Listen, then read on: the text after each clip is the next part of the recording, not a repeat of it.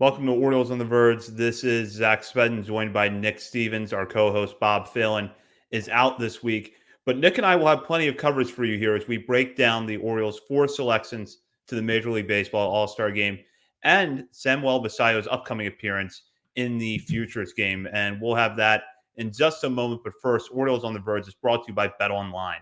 BetOnline is your number one source for all your sports betting needs this season.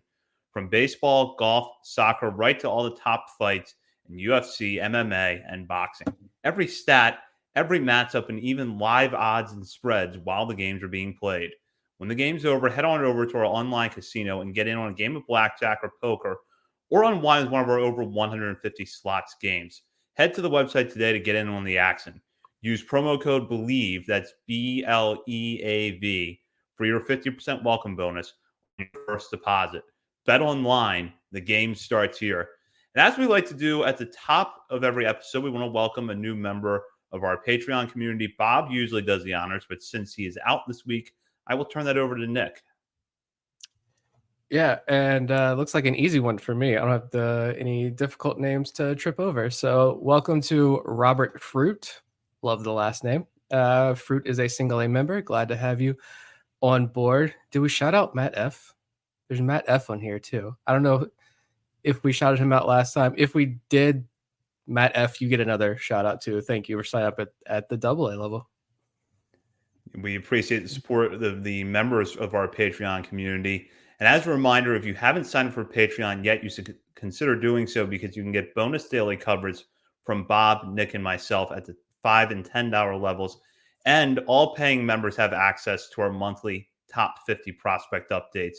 So you won't want to miss that. And before we dive into the main topic of this episode, Nick, we've been talking a lot about the upcoming draft. We just had Tyler Jennings from Prospects Live on our last episode.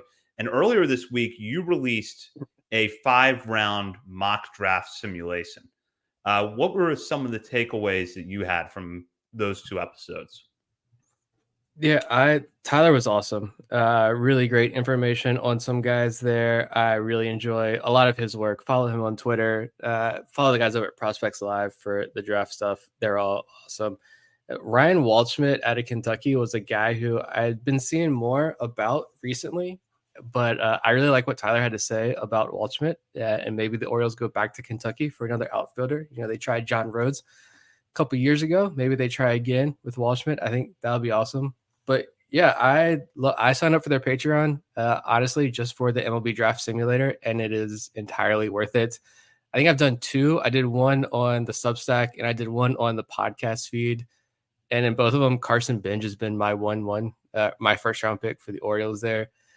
I love this outfielder out of Oklahoma State. I'm just stoked for the draft. I know a lot of Orioles fans probably tuned out the draft since, they're picking later in the first round.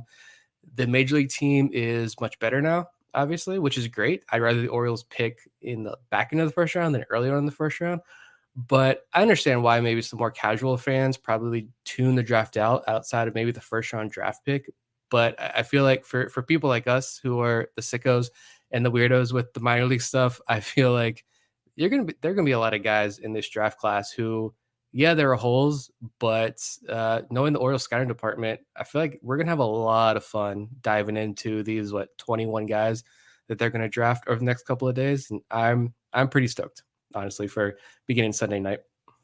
And this is a good time to note that we will have a lot of draft coverage for you this week. We're going to have a special episode on Sunday night, which in fact will be the 300th episode of Orioles on the Verge. And then we'll follow that up with more coverage on Monday. But now let's focus on a completely different topic in Birdland, which is a Major League team, which will send 4 players to the All-Star game in Texas next week. Adley Rutzman and Gunnar Henderson were voted in by the fans, and then Corbin Burns was named one of the pitchers on the AL squad. So the Orioles initially only had 3 All-Stars when the rosters came out, but then they got a 4th earlier this week when Jordan Westburg was named a replacement for Red Sox shortstop Rafael Devers. Perhaps that softened some of the reaction we saw from fans when the rosters were first put out, which was a lot of Orioles were snubbed. And we're going to talk about some of the guys that probably were snubbed in this case. But in the end, the Orioles are sending 4 players to Texas. 2 of them will be starters. Nick, what are your thoughts on this? The All-Star game, like to be honest, I probably won't watch the All-Star game. I don't watch any All-Star games. I may tune into the Home Run Derby. Like it is what it is. But even though I may not watch the All-Star game and I don't get excited about the All-Star game, I do think it is pretty awesome. As an Orioles fan, I would have liked to see more Orioles represented in the All-Star game because this is one of the better teams in baseball. And we'll talk about the snubs, but to get at least these top 3 in initially, I know Jordan Westburg was the injury replacement, so that makes it 4. But even just those first 3 initially, it's been really awesome to see. Like Adley was drafted by the Orioles. He was the guy who kicked off this rebuild. There was that moment that I know we will all never forget, his debut at home when he takes it all in and circles and looks around the ballpark before he puts his mask on. Like, and we all felt like this is the beginning of a new era of Orioles baseball.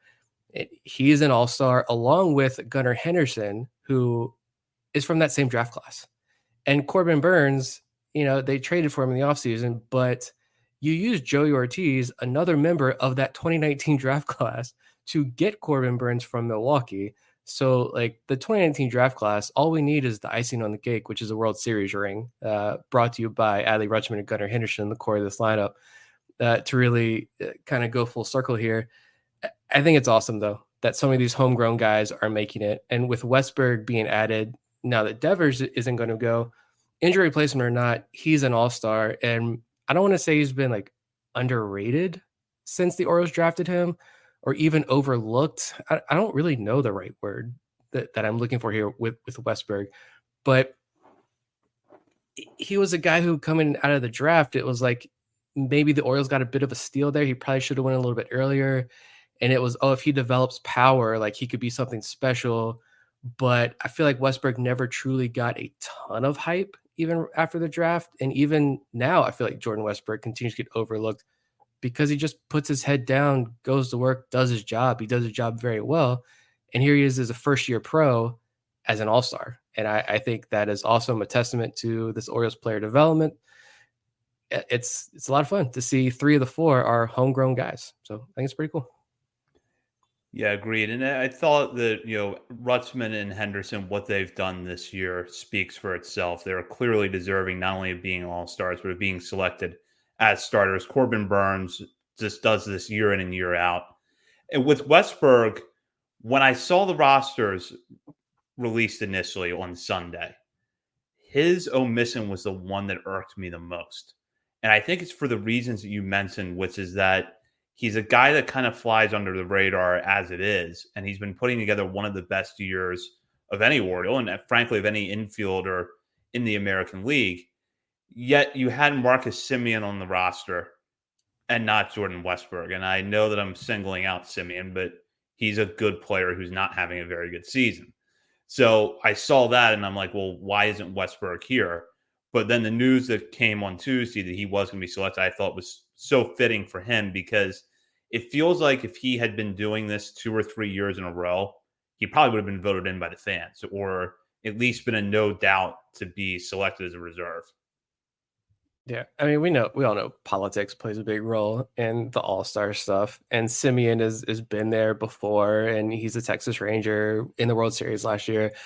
But like with Westberg, I just go back to when we were talking about Gunnar Henderson a couple of weeks ago, and I think I mentioned it was an episode of Rates and Barrels, and they had Katie Wu on, who's the beat writer for the Cardinals for The Athletic, and she was talking about Gunnar Henderson because I think didn't Baltimore go to St. Louis earlier in the year? I think when Baltimore went to St. Louis, even Katie was talking about like that was the first time that I'd seen Gunnar Henderson, and it was like, whoa, like this guy is actually really, really good.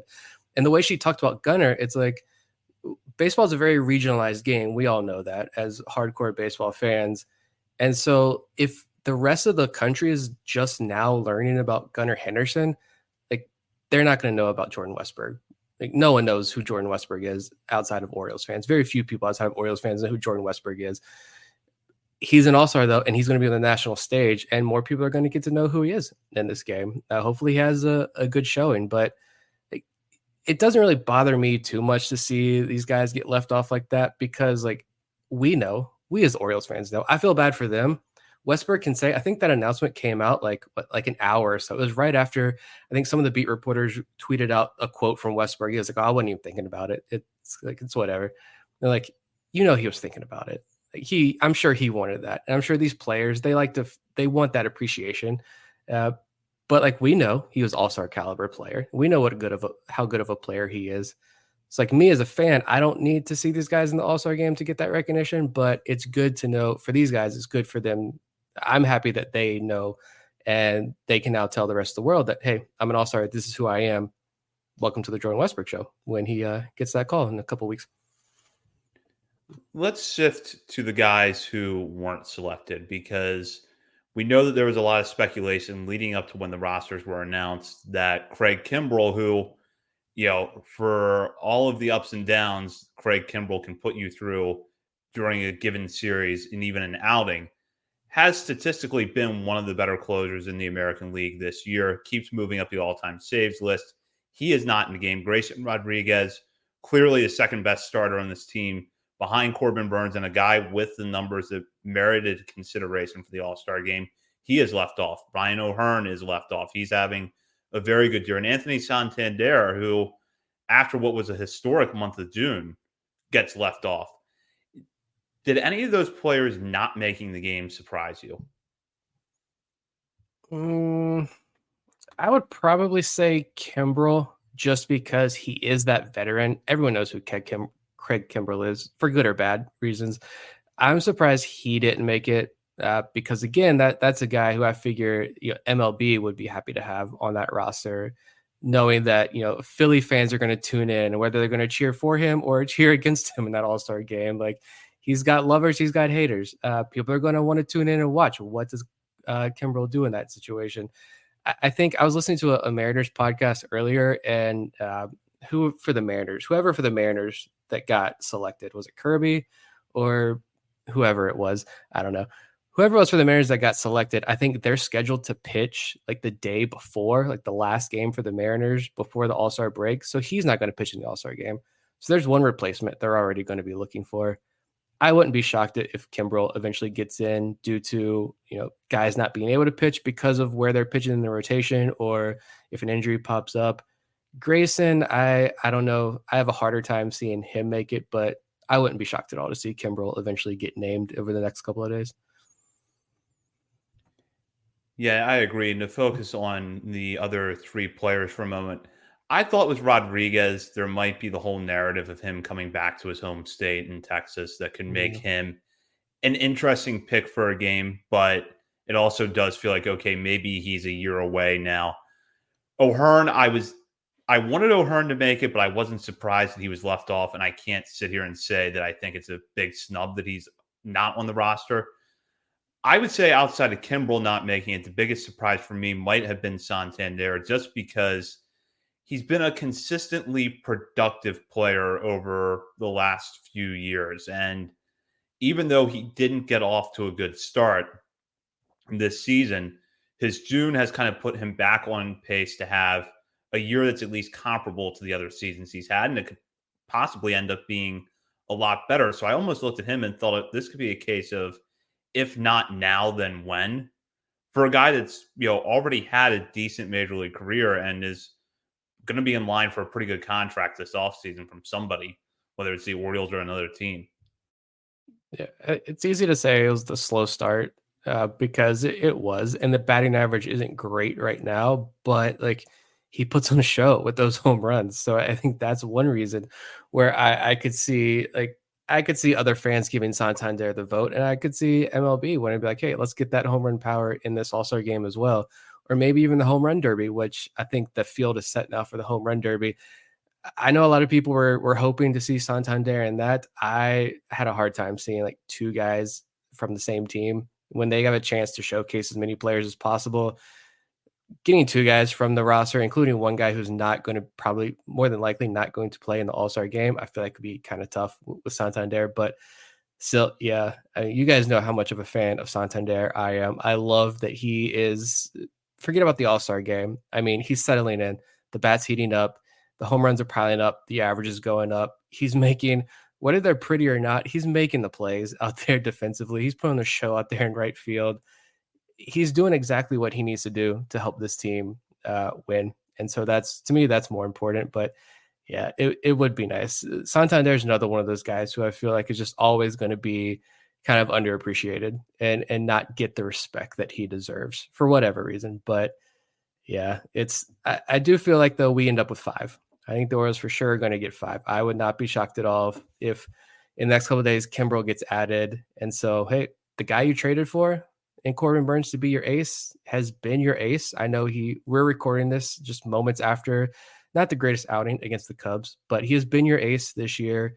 Kimbrel has had the ups and downs. There have been some nights where you don't want to watch when he comes in, but for the most part, he's getting the job done.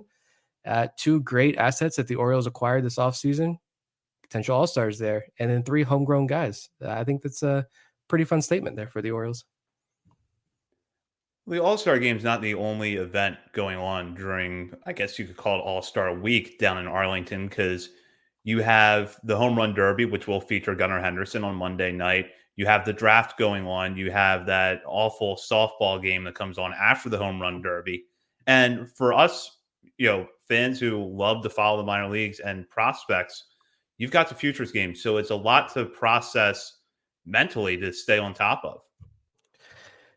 It is a lot to process mentally. And being able to say that all-star Gunnar Henderson is fun, but what's even more fun is having enough energy to get through each and every day and have enough energy to stay awake to watch that home run derby.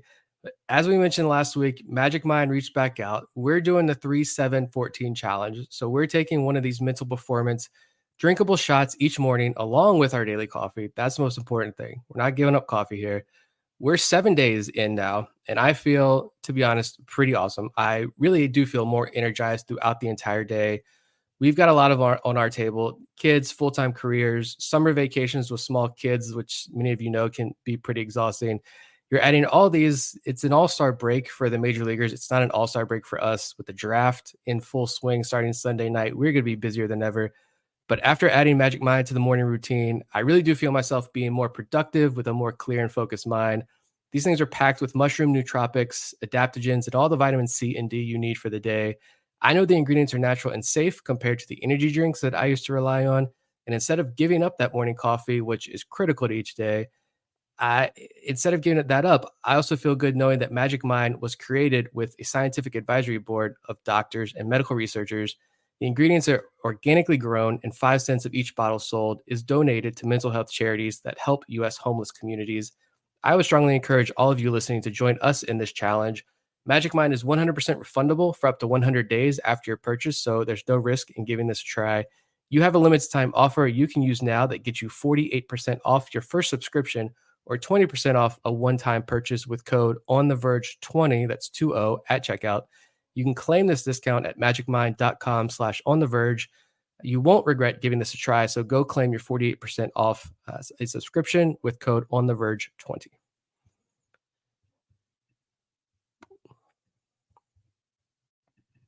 We'll go down to one of the other big events taking place during All-Star Week, which is the Futures Game. MLB's showcase for some of its best prospects. And this year, the Orioles will be represented by Samuel Basallo, who has just been putting up another strong season down at Double-A Bowie, and reminding everyone why he was the consensus, top 15, top 20 prospect coming into the year, and considered by most outlets to be either the first or second best catcher in all of the minor leagues. So his selection is not a surprise, but Nick, you talked earlier about the All-Star Game being a chance for players to showcase themselves. That's true to an extent of the Futures Game. Maybe it doesn't get the same attention that the All-Star Game does, but this is going to be, for many in the national media, perhaps the first time they see Basallo. And with a little bit of playing time that he's going to get, what kind of impression do you think he can make? Yeah, I feel like Major League Baseball just goes out of their way to make sure that this game doesn't get the hype that it deserves. It's down to 7 innings. It's been like that for the last couple of years, and it's a 7-inning game. And I think I heard a reporter, again, I think it was Rates and Barrels. Shout out to Rates and Barrels. At least it's a great podcast, as much as we mentioned them. I think they were talking about how like a lot of people covering the game probably won't even because of when it's being played, they probably won't even be able to make it out to go watch the game, which is a change in previous years just due to the scheduling, which sucks because this is one of my favorite games. I mean, All Star game, take it or leave it. I'm not a big fan of any All Star game in any sport, but the Futures game, I love because you get to see all these top prospects in one place. And a lot of these, the track record for these guys who play in the futures game to become like bona fide major leaguers is pretty impressive. I know Baseball America puts out the list like every year, the percentage of guys and who exactly is goes from futures game to major leaguer. Chance Cisco played in this game. We'll ignore that fact. I gotta take the shot at Chance Cisco whenever I can. But with Basayo, like we talked all the time, a lot of Orioles fans don't understand the personality this guy has. And we talked with John Mioli about that when he was on a couple weeks ago. This is a fun kid who loves the game of baseball and is very passionate about this game. And not only is he going to play in the futures game, but I think it was just announced, was that today or recently, that he's going to play in one of those like challenge games that like they a call your shot challenge. And they've got different games that they're going to play with these kids as well. And Basai is going to partake in that because I think he's taking the spot of Brooks Lee, who's now in the major leagues with the Twins. Good for him. Um, Another opportunity where fans, not even non-Orioles fans, are going to get to see how fun this kid is. And I hope he puts that, of course, I want to see the home run power, that raw power on display for everybody.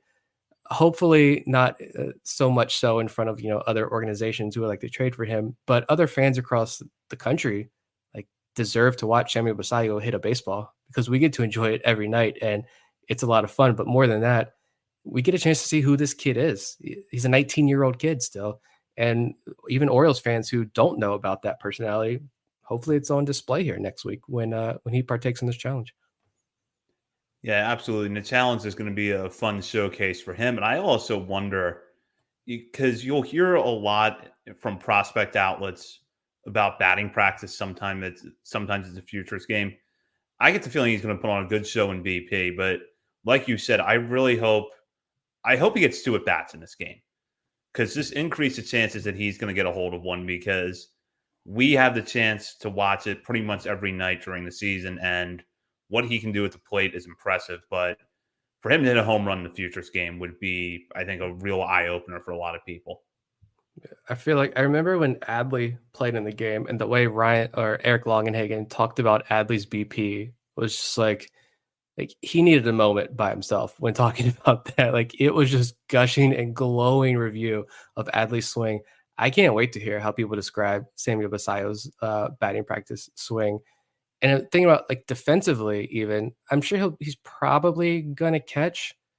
But honestly, I kind of hope he plays first base as well. I think that's going to be a lot of fun because, well, actually, I don't know now thinking about it because so many people have questions about the defense. This would be a really good opportunity to showcase that arm behind the plate, maybe if guys are aggressive on the base pass in this game. We'll see how that plays out. But if he's got a chance to show off the arm behind the plate and show off his defensive abilities, that would be really cool. But again, this guy also plays a really, really fun first base. Like the diving plays, the instincts he has over at first base for being a 19-year-old, very large mammoth human being, that could be fun to put on display as well. So I'll be interested to see where he plays defensively. But yeah, I agree. I hope he gets multiple at bats. Again, this is why we need 9 innings and not 7 innings.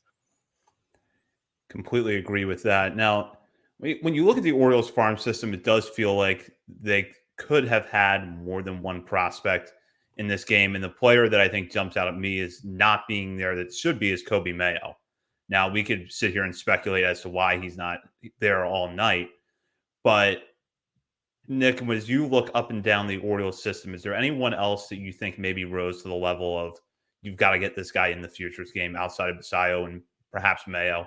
Which I think you'll agree with me on that one. Yeah, definitely Mayo. I do think there was, at least we're hoping there are reasons why he did not get that call to the futures game. I think we know he really wanted it. And so I'm sure he was a little disappointed by not getting that call there. Samuel Basayo is an obvious choice. I'm kind of scrolling through the tops here, some of the top performers this year. As far as like Enrique Bradfield Jr. would have been fun. The first year guys, I don't have the futures game roster in front of me, so I don't know how many first year guys are on this list. So maybe that makes it a little bit more challenging. You probably want to put guys who are closer to the major leagues, guys who have already been in Pro Bowl for a little while. But Enrique Bradfield Jr. and even Matthew Etzel stick out to me. I know Etzel has a growing fan base, especially among Orioles fans. He's already up in Double A. It would have been a lot of fun to see him to already make the futures game. That would have been pretty cool. But yeah, I think Basayo and May were definitely at the top, the most obvious choices here. Trying to see anybody else who like maybe would have been like fun. Maybe Dylan Beavers. This is a guy who's in Double A. He is I feel like maybe not a fringe top 100 prospect, but if he were to really break out at some point, he could be a potential like top 100 prospect in baseball. He's made the adjustments this year. He's having a good year. He's got a 112 WRC plus in Double A. That could have been another fun name too to maybe potentially add. Yeah, Bradfield was the one that crossed my mind as maybe he should be there because if nothing else, that speed and that center field defense are going to make an impression. And he is a first rounder out of a pretty prominent school in Vanderbilt. But at the same time, it does feel like maybe that's a decision for next year when he's hopefully in Double A or Triple A and not in High A in his first year. And Bradfield is having a good year, and that's something we've talked about a lot on this show. But I can see why there were other players that maybe were deemed more worthy for this year at least. Yeah. And on the pitching side, I was just looking at the hitters there. On the pitching side, I feel like you had that one year where the Orioles sent. Oh, I had the name and it already escaped me. The pitcher that they sent to the Futures game. I'm blanking. I messed up there. But pitchers, I feel like if you're, especially the Orioles, it's a lot more of a difficult decision to want to send one of your pitchers to the game. Like, what if they get hurt? What if something bad happens? Even in just that one inning that they're going to pitch. But Brandon Young, I feel like as far as pitchers goes, he would have been fun. AAA guy, an undrafted free agent. He's reached AAA this year. He's getting hype as a fringe top 100 prospect in all of baseball. He's also Rule 5 eligible. And I know we've already had questions and discussions about, do you trade him? Does he get protected eventually? Does he make his MLB debut this year? Could have been a good opportunity there to maybe showcase him a little bit, put him on the national stage. And he also, like, he deserved it. He's having a really fantastic year this year between Double A and Triple A. Chase McDermott would have been fun, possibly in an inning. See if he could come out there and pump the high velocity. But I also know that if you're looking at guys who are close to the majors in terms of timeline and proximity, McDermott and Young too would be someone you don't want to take that chance with. And I did just pull up the rosters for the futures game and kind of taking a quick glance at it. So I'm not sure that I'm catching everything, but there are some first year players in the game. However, they're kind of the players you would expect to be there. Dylan Cruz is going to be represented. You're also going to have Bryce Elder as a two-way player the Giants drafted last year, who was just in front of Enrique Bradfield Jr. in the draft, but is playing as a two-way player in the minor leagues. So a little bit more notoriety with him at this point. Yeah. And I found the pitcher, Marcos Diplan. The infamous Futures Stars game of, was this 2021? Marcos Diplan, who famously, maybe not so famously, you got to dig, outpitched Cole Reagans in this game. I'm looking at the box score. Cole Reagans pitching this game, Brian Bayo. We got Reed Detmers, RIP Reed Detmers. He's in this game as well. But yeah, Diplan recorded 1 out, gave up 2 runs on 2 hits, didn't walk anybody, struck out 1, did give up 2 home runs. Cole Reagans gave up 3 runs though. So Marcos Diplan, there you go. Fun times. Let's bring back memories from when we had to do a Marcos Diplan segment because of the futures game. And I don't think we had talked about him all year. Yeah. And the organization, I feel like, went out of their way to kind of speak highly of him. And it was like, you didn't want to send any of your pitchers to the futures game. This is why you sent a Double A, Triple A reliever to the game. Let's be honest. But he got in a good experience. Good for Marcos. And with that, now we'll go to our final segment in the show where we shout out players outside the top 30 portion of our top 50 prospects list for something they've done recently, whether it's been a good game, a good week, or maybe there's just something interesting in their stat line that we want to point out. And I'm going to start with Nick because he has already taken kind of a deep dive on the pitcher that he's chosen this week, who might not be so well known to a lot of our listeners just yet, in contrast to his hitter, who probably is fairly well known among our listeners. Yeah, we'll start with the hitter first because most people know who he is. I went down deep into the DSL and FCL ranks this week, and Luis Almeida is my hitter. He fell in our most recent top 30 updates. I don't remember exactly how many spots he fell, but it was pretty substantial. I know on my own personal list, it was a pretty substantial fall. But he is young. He's still only 18 and missed most of last year in the DSL because he had injuries, those multiple injuries. But he just hasn't really been hitting a lot this year in the FCL. And we've seen so many other guys in the system around that range that he was in take legitimate steps forward this year. So I had to drop him a little bit in my rankings, but he's been on a heater recently. He's hitting 300 this past week while leading the FCL Orioles in at bats. He had a double, a triple. He's got 2 home runs, 3 walks. He does have 8 strikeouts, but he's got a 300 average, a 391 on base percentage, and an 1141 OPS over the past week. So it's a bit of a breakout here for Almeida. Hopefully, the power's clearly there. He's got 5 home runs on the year. So hopefully everything else continues to take a step forward with him. And then the pitcher was, I'm going down to the DSL, Keeler Morphe. We've highlighted him a couple of times in the DSL preview. We might have touched on him before because he's off to a really tremendous start. But last week, July 6th, he had an outing. He pitched 4 no-hit innings with 1 walk and 9 strikeouts. And that game was broadcasted, and it was a lot of fun to watch. If you haven't checked out a DSL broadcast, we get pitch velo, we get exit velo, we get launch angles, we got the little the strike zone in the corner of the broadcast to show exactly where pitches are landing. It's a ton of fun to have this information for the DSL kids. And I wrote up on Substack, if you go check that out, just comparing what the scouting report on Morphe was when the Orioles signed him last year. He got the 3rd highest signing bonus in last year's draft class behind Almeida. And he was like throwing 95 miles per hour, according to the Orioles scouting report. Even Ben Badler was saying he's 95, 96. But the other day when he was pitching, he touched 99, like almost 7, 8 times in the game. And then in his 4th inning of work, he actually touched 100 on the radar gun. So he is having a tremendous year in the DSL. It didn't go good for him last year, his first year, but he's made 5 starts, 16 innings. He has a .56 ERA, 29 strikeouts to just 5 walks. And he's hitting 100 miles per hour, even though he is a 18-year-old kid who is listed at 5 foot 8 inches. So pretty impressive week for Morphe down there. Yeah, his start over the weekend was absolutely dominant. And if you have not had a chance to check out Nick's Substack piece yet, go over to Substack now. And either if you're already a subscriber, read it, or become a subscriber, oriolesontheverge.substack.com, to go a little bit more in depth on Morphe, who's certainly an intriguing prospect.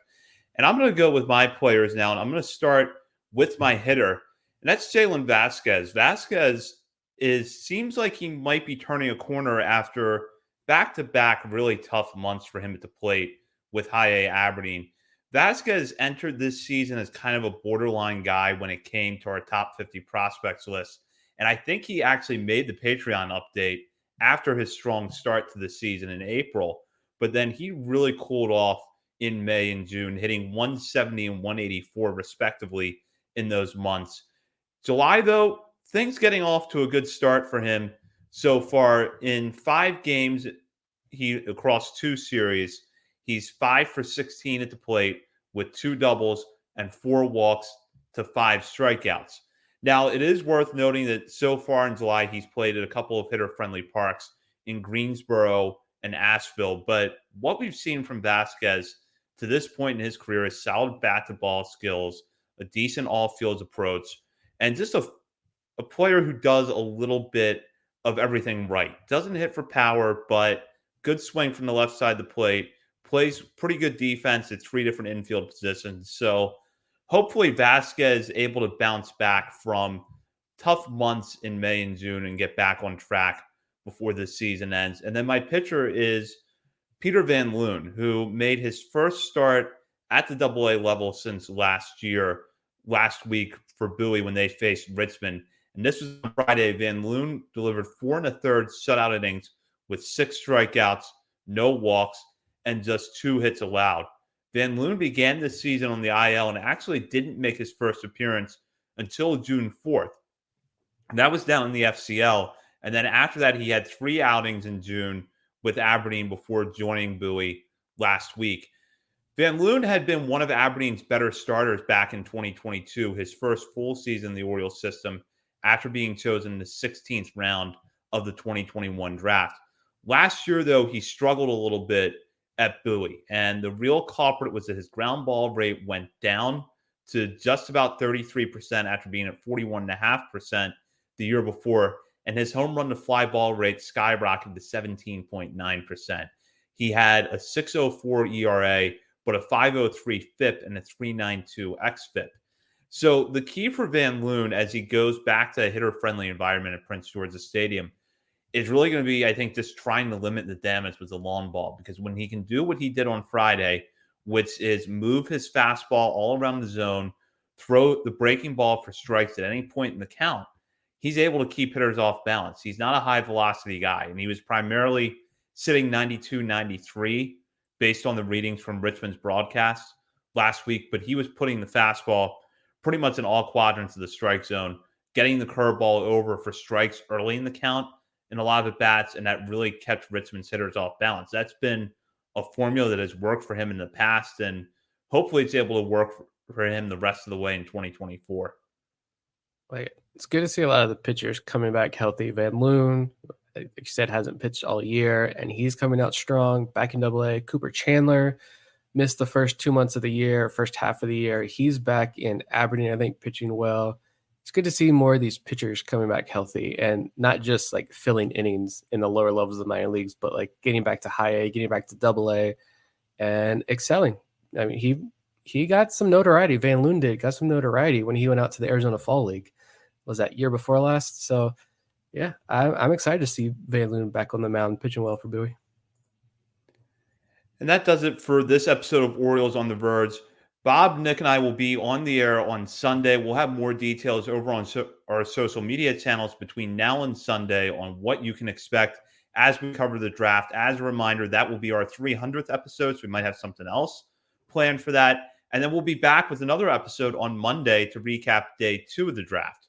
We'll have, again, more details on our social media channels, and there are very many social media channels from which you can follow us, including Facebook, Instagram, Threads, X, TikTok, and YouTube. As I mentioned, we're also over at Substack, OriolesOnTheVerge.substack.com. And while you're browsing around the internet, be sure to sign up for our Patreon community. You can join as a paying member for as little as $3 a month, and at the $5 and $10 levels, have access to bonus daily coverage from Bob, Nick, and myself. And patrons also have access to top 50 prospect updates from us every month. This is for Bob Phelan and Nick Stevens. This is Zach Spedden. You've been listening to Orioles on the Verge, presented by Bet Online and part of the Believe Podcast Network. You know when you're listening to a true crime story that has an unbelievable plot twist that makes you stop in your tracks?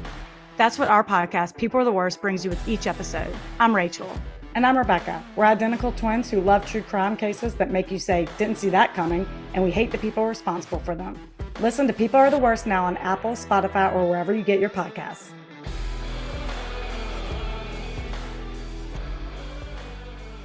Hey, it's Michelle Beadle. That's right, the Michelle Beadle. You're welcome. You love talking about sports. I love talking about sports. You know the only thing cooler than talking about sports? Sports! And right now, all your favorite sports are on Sirius XM. I'm talking every NFL game, every game from the NBA, NHL, MLB, every NASCAR race, golf major conference college sports, and all the top games in the WNBA. If it gets your heart pumping, it's on Sirius XM. To start your free trial of Sirius XM today, visit SiriusXM.com/believe.